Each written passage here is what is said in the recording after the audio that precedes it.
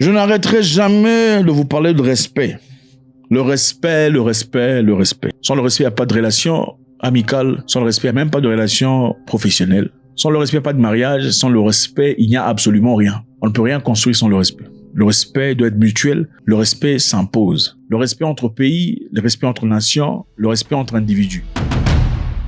Il y a une nouvelle règle. Les États-Unis apportent une nouvelle règle, encore une fois, en ce qui concerne les visas. La nouvelle règle pour entretien de visa aux non-immigrants aux États-Unis.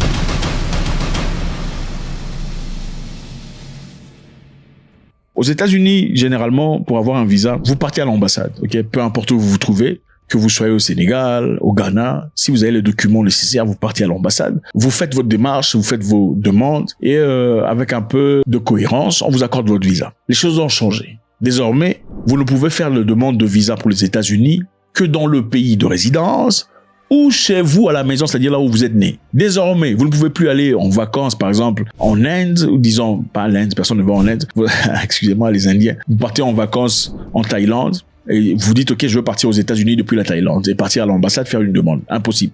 Oh, je vais en Hollande pour visiter la famille. À partir de la Hollande, je ferai ma demande de visa pour partir aux États-Unis. Fini, on n'acceptera pas. Désormais, pour avoir votre visa, il faudrait soit partir dans un pays de résidence où vous avez les documents de résidence, ou bien partir dans votre pays de naissance. Le gouvernement américain a mis en place de nouvelles règles concernant les rendez-vous pour les visas non-immigrants, exigeant désormais que les entretiens aient lieu à l'ambassade ou au consulat américain situé dans le pays de nationalité ou le pays de résidence légale du demandeur. C'est un peu ça. Tu ne peux plus aller chez ton voisin, oh je vais au Cameroun, bon, oubliez le Cameroun, je vais en Côte d'Ivoire pour prendre le visa. Absolument pas. Si vous allez en Côte d'Ivoire étant gabonais, il faut rentrer au Gabon, faire la demande de visa. Sinon, si vous avez peut-être la résidence en Côte d'Ivoire, dans ce cas, vous pouvez le faire. Et ceci n'a pas été établi pour tout le monde.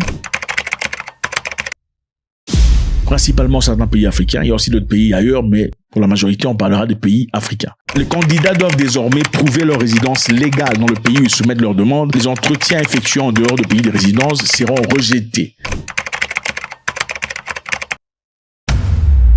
Cette décision, évidemment, met fin à la pratique courante pendant la pandémie où les demandeurs prenaient des rendez-vous dans des pays tiers afin d'éviter de longs détails et des longues attentes. Ok, il y a des pays africains, malheureusement, où les gens vont attendre le visa la nuit d'avant. C'est toute une ligne de 200 personnes. Et pour éviter cela, certains partaient dans des pays plus respectables pour aller faire leur demande de visa. Alors, la preuve de résidence est désormais obligatoire. Alors, qu'est-ce qui a encore changé? Les frais de demande sont non remboursables. Donc, contrairement à ce qui se passait dans le passé, vous faites la demande de visa. Si on accepte votre demande de visa, on vous demande de l'argent, vous payez, vous rentrez. Si on ne l'accepte pas, vous ne payez pas. Ça, c'est généralement en Afrique du Sud, je crois. Mais dans d'autres pays, généralement, vous payez, on ne rembourse pas. Donc, c'est ça. On ne remboursera pas vos frais. Donc, les États-Unis font un peu aujourd'hui ce que les Européens font. Vous pouvez aller faire une demande de visa. Il faut payer pour la demande de visa pour qu'elle soit traitée. Après le traitement, on ne peut malheureusement pas vous rembourser, qu'il y ait de visa ou pas. Pourtant, aux États-Unis, avant, on disait, on fait la demande, on vous demande de l'argent que après avoir accepté. En effet, c'était quand on te dit faites votre paiement, c'est-à-dire que le visa a été accepté.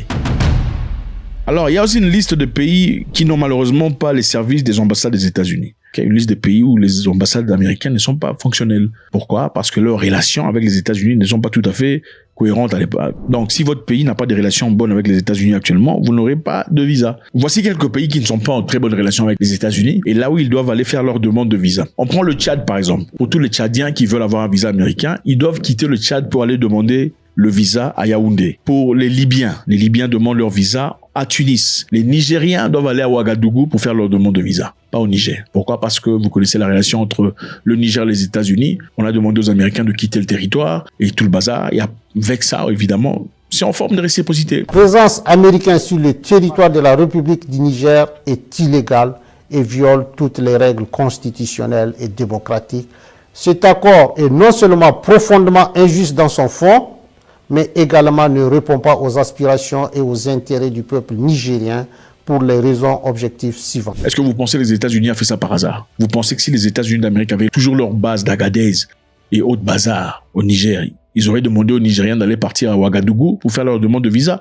Point d'interrogation. En Somalie, il faut aller faire la demande à Nairobi. Soudan du Sud, faire la demande à Nairobi. Au Soudan, à Caire. Au Zimbabwe, il faut aller à Johannesburg. On va essayer de voir. Donc c'est ça. Désormais, vous ne pouvez plus faire votre demande de visa à domicile, pour ce pays-là en tout cas. Pour toutes les personnes, inclus ces Africains dont on a parlé. Pour faire vos demandes de visa, il faut aller à la maison, faire la demande de visa. ou bien dans un pays des résidences officielles. Maintenant, pour ce pays cité ici, on parle du Tchad, Libéria, Niger, Somalie, Soudan du Sud, Zimbabwe. Il faut aller dans un pays tiers pour aller faire une demande de visa. C'est un peu ça. En fait, ça me rappelle un tout petit peu ce qui s'est passé avec l'Europe et le Niger. Et on se pose la question de savoir, est-ce que le Niger va réagir à l'égard des États-Unis comme ils ont réagi avec les Européens?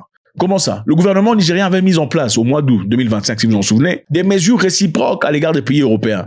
Les ressortissants des pays européens tels que l'Italie, le Pays-Bas, l'Allemagne, la Belgique, le Royaume-Uni devraient désormais faire de demandes de visa via les ambassades du Niger à Genève, à Ankara et à Moscou. Vous comprenez? Donc, tous ceux qui étaient ou qui sont du Pays-Bas, de l'Allemagne, Belgique, Royaume-Uni, Italie, doivent désormais aujourd'hui aller faire le demande de visa, pas en Italie, pas en Belgique, pas en Allemagne, mais à Genève, Ankara et Moscou. Donc, tu quittes l'Europe pour partir en Turquie, en Suisse ou en Russie pour faire la demande de visa. Pourquoi ils ont fait ça? Ils ont fait ça en réciprocité.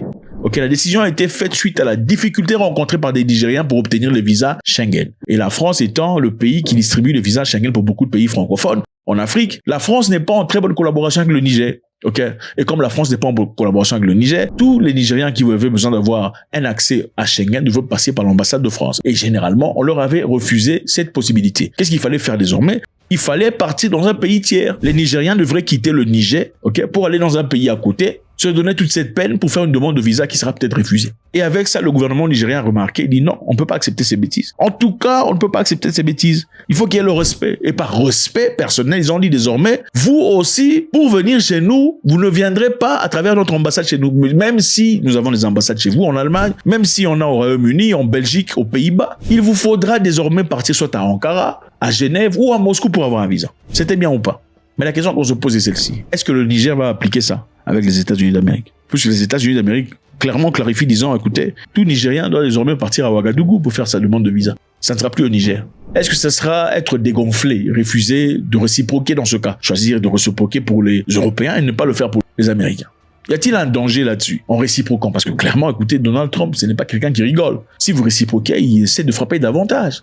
Est-ce que le Niger est prêt à prendre les coups de retour si cela arrivait, si on arrivait à ce point-là? Ma question pour vous est celle-ci.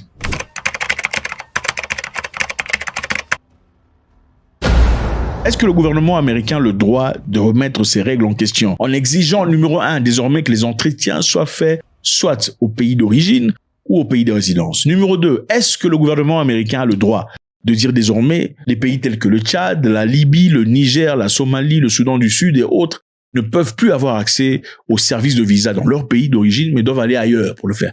Est-ce une façon d'intimider les gens? Et selon votre conscience, comment est-ce que le Niger doit réagir par rapport à ça? God bless.